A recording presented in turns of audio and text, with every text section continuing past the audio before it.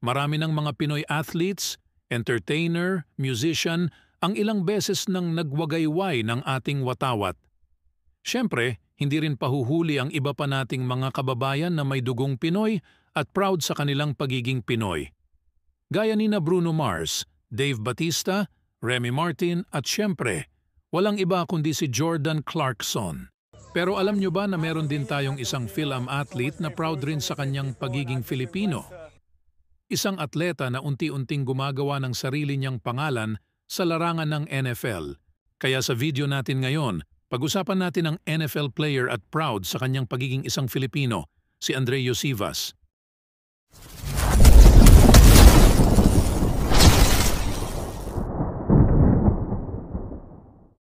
Si Andrei Iosivas ay ipinanganak sa Japan noong October 15, 1999. Ang kanyang ama, si Mihai, ay nagmula sa Romania kung saan ay pumunta ito ng Japan para ipagpatuloy ang kanyang master's degree in computer science noong mid-90s.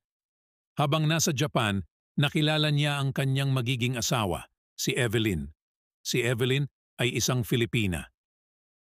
Ang kanilang pamilya ay lumipat sa Hawaii noong si Andrei ay 4 years old. Sa panahon nila sa Hawaii, natuklasan nila ang talento ni Andrei sa football.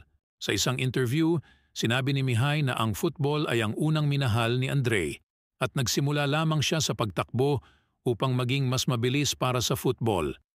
Nagsimula ang kanyang football journey sa junior varsity team ng Princeton, kung saan ipinakita niya ang kanyang talento sa kanyang sophomore year. Bilang isang sophomore, nakakuha siya ng 18 pass para sa 263 yards at 4 na touchdown. Ang paunang junior season ni Iosivas noong 2020 ay na-cancel dahil sa pandemic at tumagal ito ng 1 taon. Noong 2021, nakakuha siya ng 41 pass para sa 703 yards at 5 touchdown at pinangalanan siyang second-team All-Ivy League. Pumasok si Iosivas sa kanyang senior season bilang 15th most athletic player sa college football sa taunang Freaks List ng sports writer na si Bruce Feldman.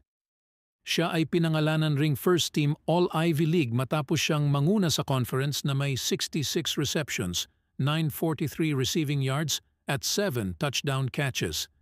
Si Iosivas ay isa ring heptathlete sa track and field team ng Princeton. Meron siyang school records na 5,715 points noong 2022 at pinangalanan siyang All-American. Si Andrei Iosivas ay sumali sa 2023 NFL Draft at pinili siya ng Cincinnati Bengals sa 6th round bilang ika-206 overall. Ginawa niya ang kanyang unang career reception, isang 9 yards contested sideline catch sa Bengals Week 5 game laban sa Arizona Cardinals. Sa Week 6 laban sa Seattle Seahawks, naitala ni Iosivas ang kanyang unang career touchdown sa isang 3 yards pass mula sa quarterback na si Joe Burrow sa isang larong na panalunan ng Bengals 17-13. Nakuha ni Iosivas ang kanyang second career touchdown sa isang 2 yards pass laban sa San Francisco 49ers na naging tanging target niya sa laro.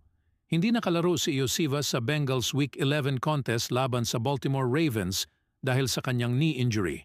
Sa Week 18 laban sa Cleveland Browns, naglaro siya ng kanyang first career game bilang isang starter dahil sa pagkakaroon ng hamstring injury ni T. Higgins.